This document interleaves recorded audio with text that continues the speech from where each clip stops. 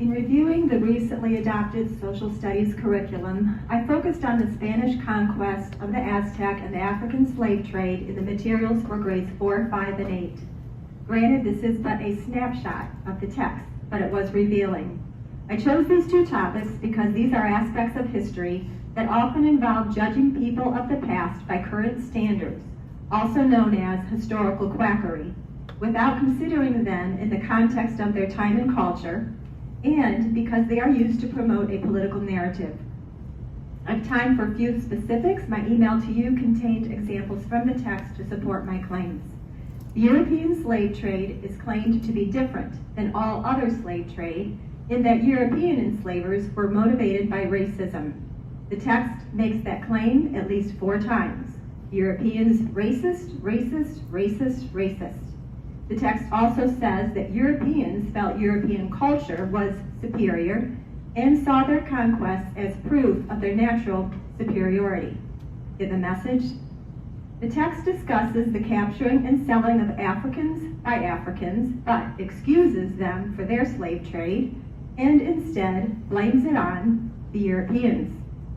Pages and pages are devoted to the detailed description of the inhumane treatment of African slaves by European slave traders.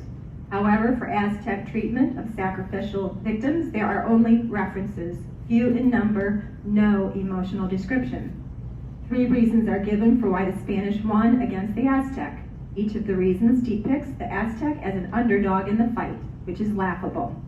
As for the Spaniards' reasons for conquest, the sharing of the Christian faith is mentioned, but the repeated emphasis is on the desire for riches.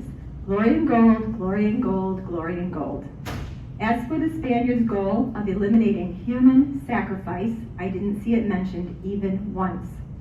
The text treats the fall of the Aztec Empire to the Spaniards as an unfair fight, an unfortunate event. Not a single mention of the ending of human sacrifice. The text treatment of Montezuma is entirely sympathetic.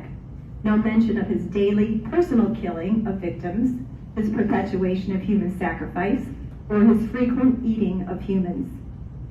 In my reading elsewhere, I learned that the Spanish soldiers who spent time with Montezuma recognized in him much more than his monstrous deeds.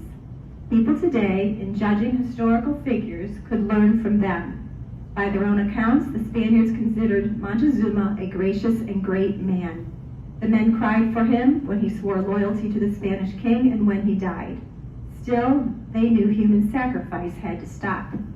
The text gives 0 credit to the Spanish soldiers for what they risked, what they suffered, and what many died for in prompting the beginning of the end of human sacrifice in Mexico. These 2 aspects of history were written by people with a political agenda who made misleading and unsubstantiated claims. This part of the curriculum indoctrinates children in the mindset desired for them by those who want to form activists to change America.